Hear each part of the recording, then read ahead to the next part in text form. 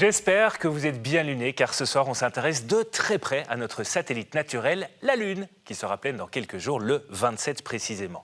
Et si, comme on l'a vu tout à l'heure, beaucoup de légendes circulent sur l'influence qu'elle peut avoir sur nous, une chose est sûre, c'est son impact sur les marées.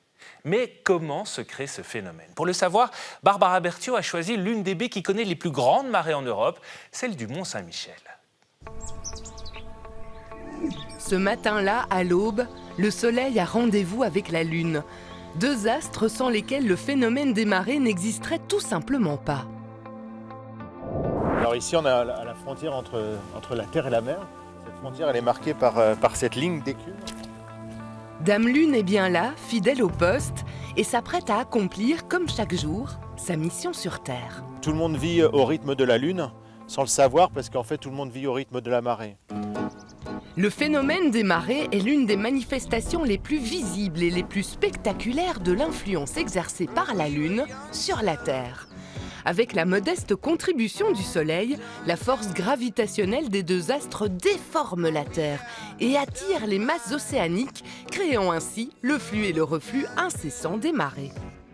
Quand on va avoir un alignement entre Terre, Lune, Soleil, on va avoir les plus grandes marées du cycle, puisque les forces d'attraction vont s'additionner. On parle alors de marées de vives eaux. En revanche, si la Terre, le Soleil et la Lune sont à angle droit, leurs effets se contrecarrent, il s'agit des marées de mortes eaux. Au lieu-dit de la Roche-Taurin, nous sommes aux premières loges. Dans moins d'une heure, une vague qu'on appelle Mascaret va déferler et encercler le Mont-Saint-Michel. En fait, si vous venez ici et que vous restez une journée, vous allez voir des alternances de marée haute, marée basse, marée haute. C'est ce qu'on appelle une marée semi-diurne, une mécanique bien rodée, mais cependant perturbée par un ultime élément, la rotation de la Terre sur elle-même. Cette rotation a pour effet principal de décaler dans l'espace et le temps l'arrivée des marées. Ainsi se forment sur l'océan des ondes de marée de plus ou moins grande amplitude.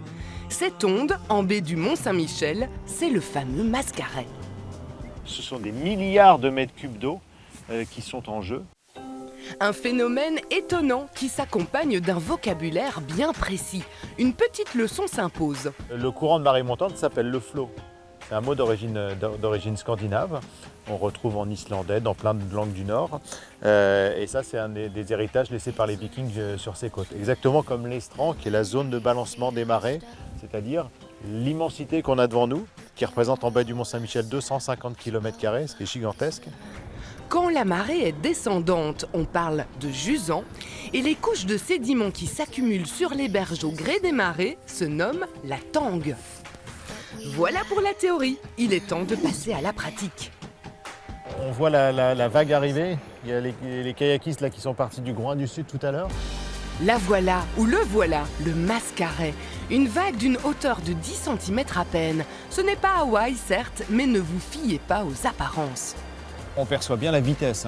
On dit souvent que la marée monte à la vitesse d'un cheval au galop.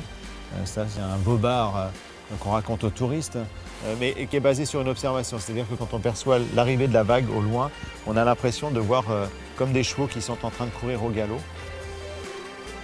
Ça, c'est vraiment une des seules expressions qui existent sur Terre des cycles astronomiques, ces forces d'attraction qui s'expriment sur la masse d'eau et qu'on voit déferler juste en face de nous.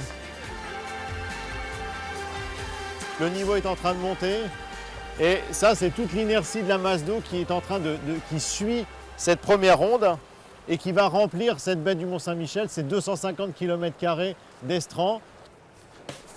En plus d'envahir la baie, la vague va s'engouffrer à l'intérieur des terres. Voilà la campagne là. On va fermer pour les moutons. Il y a les moutons de présalé qui sont sur l'estran. Moutons que nous verrons tout à l'heure. On va aller à la rencontre de la vague qu'on a quittée dans un environnement maritime et que là on va retrouver dans un environnement rural. Un contexte unique qui fait la plus grande joie des kayakistes. Allez Nico, un beau surf! Et la marée n'a pas encore fini de nous surprendre. Nous sommes ici au même endroit où nous étions ce matin à 7 h pour guetter la marée. Il y a même nos traces de pneus de voiture qui s'arrêtent dans la mer maintenant, puisqu'on n'avait pu accéder ici.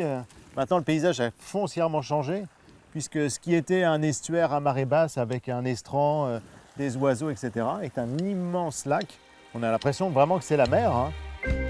Plus aucun doute, le mont Saint-Michel est bel et bien une île à présent, encerclée par les eaux.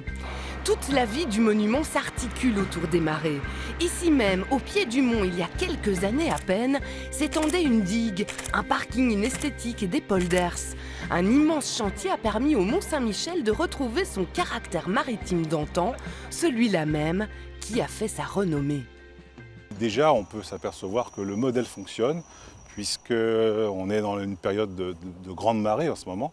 Et le mont est effectivement, redevient une île chaque jour. Alors selon l'importance de la marée, il est une île, mais on peut y accéder. Et puis 20 jours par an, ce qui était le cas encore il y a 2 jours, le mont est coupé. Le bas du pont passerelle sur lequel nous marchons est coupé pendant, ça dépend de l'importance de la marée, ça peut être 5-10 minutes, voire ça peut être 1 heure, 1 heure et demie, selon le coefficient de la marée.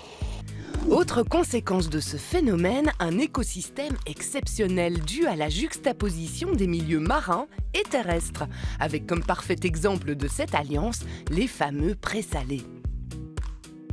Alors, nous sommes ici avec les stars des lieux. On les appelle les moutons de présalé, mais localement on appelle ça les grévins. Une appellation qui se mérite. Les moutons, brebis et agneaux doivent pâturer 230 jours par an dans cette prairie qu'on appelle herbue. Qui est caractérisée par cette herbe qu'on appelle la Puccinellie maritime, donc qui est une herbe qui est halophile, donc c'est-à-dire qui aime le sel. Cette particularité, additionnée à toutes les autres, font de la baie du Mont Saint-Michel un endroit unique au monde. Une baie qui a décidément décroché la Lune.